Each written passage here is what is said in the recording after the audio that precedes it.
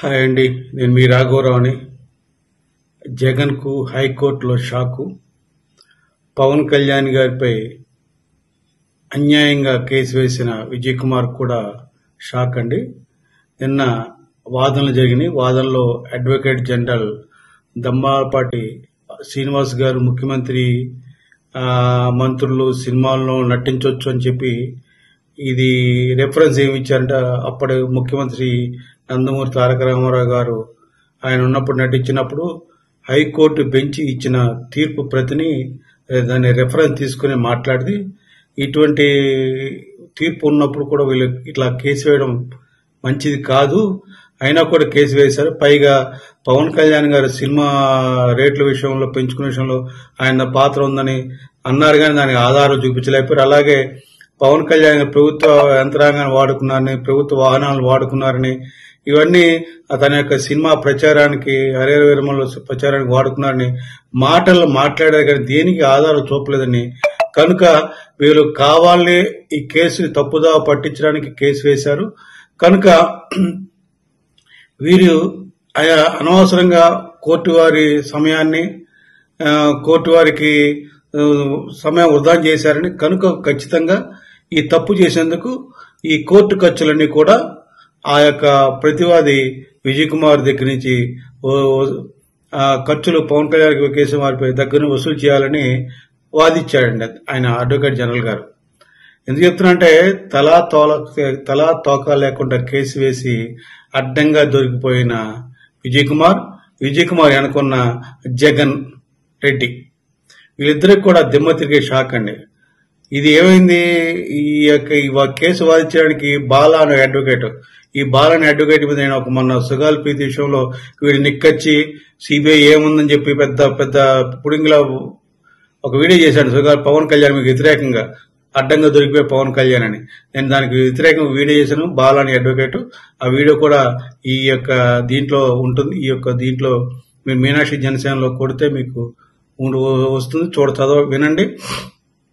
ఆ బాల అనే వ్యక్తి, ఆ అడ్వకేట్ ఈ విజయ్ కుమార్ అంటే ఈ బాలనోడు ఎవడంటే జగన్మోహన్ తొత్తు, విజయ్ కుమార్ జగన్మోహన్ వీళ్ళందరూ కలిసి కావాలని పవన్ కళ్యాణ్ గారిని ఇబ్బంది పెట్టాలని కేసు వేశారు. కానీ ఒక హైకోర్టు వారు ఎటువంటి పరిస్థితుల్లో కూడా ప్రతి బాలనే వ్యక్తి ఏం చేశాడు, నందమూరి తారక రామారావు గారి కేసు నాకు తెలియదని అడ్వకేట్ అయ్యండి, వీడికి తెలియదా అని మాట్లాడాడు.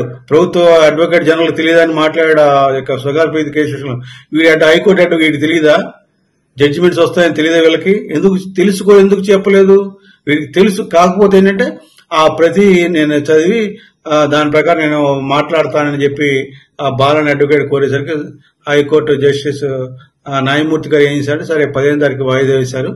కాకపోతే ఈ పిటిషన్ ని చేయమంటే ఒప్పుకోలేదు. అయిపోయింది, దీన్ని ఇక మీరు ఛార్జీలు ఏమి ఉండవు, దీనికి మీరు రేపు సోమవారం వచ్చి మీ యొక్క వివరణ మీ యొక్క వాదన వినిపిస్తే దాన్ని బట్టి ఉంటుంది. దీని మీద ఇంకా ఫర్దర్ గా ఏం లేదు. ఎందుకంటే ఏం ఆధారం లేకుండా ఊరిని నోటుకు వచ్చినట్టు మాట్లాడేసి ఈ పవన్ కళ్యాణ్ గారి మీద కేసు వేసేసి పవన్ కళ్యాణ్ గారి సినిమాలు నడిచి చేయాలని ఎంత తాతాలాడుతున్నారో ఈ జగన్మోహన్ రెడ్డి వీళ్ళందరికీ తగిన విధంగా ఆ 15 తారీఖు తీర్పు వస్తుందని నేను ప్రగాఢంగా విశ్వసిస్తున్నాను. ఆ యొక్క శ్రీ వెంకటేశ్వరుడు, ఆ యొక్క కంగదమ్మ తల్లి ఆశీస్సులు పవన్ కళ్యాణ్ గారికి ఎప్పుడూ ఉంటాయి. ఆయన అభిమానులు ఎల్లప్పుడూ కూడా ఆయన బాగుంటే ప్రజలు బాగుంటారు, ప్రజలు బాగుంటే ఆంధ్రప్రదేశ్ రాష్ట్రం బాగుంటే దేశం బాగుంటుందని ఒక మంచి తలంపుతోటి ఆ జన సైనికులు వీరమహిళలు పవన్ కళ్యాణ్ గారి అభిమానులు ఎప్పుడు పవన్ కళ్యాణ్ గారు వెనువెంట నడుస్తున్నారని మీకు తెలియజేస్తున్నాను. నేను చెప్పేదంటే ఈ కేసుని వాదించిన వేదవ బాల అనే అడ్వకేట్ కి జగన్ కు తొత్తని ఈ వీడియో ద్వారా తెలియజేస్తున్నాను.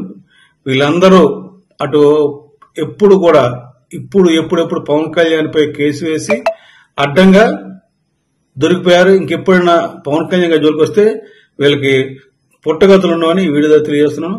ఈ యొక్క కేసు విషయంలో పవన్ కళ్యాణ్ గారికి ఏమాత్రం కూడా ఇబ్బంది లేదు. ఆయన చక్కగా సినిమాలు చేసుకోవచ్చు. ఆయన సినిమా అంటే అస్తవ్యస్తం చేయడం అవసరమైనప్పుడు సినిమాలు చేస్తే తప్పదిక.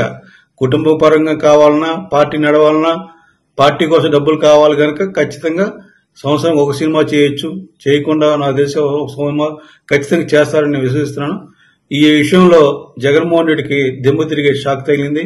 ఆ యొక్క విజయ్ కుమార్ ని బాలను వాడుకుని ఏదో పవన్ కళ్యాణ్ ఏదో చేద్దాం అనుకున్నాడు, ఏదో సాంద్రత కదా, ఏదో చెప్తే ఏదో అయిందని వీళ్ళ బతుకులు అంతే.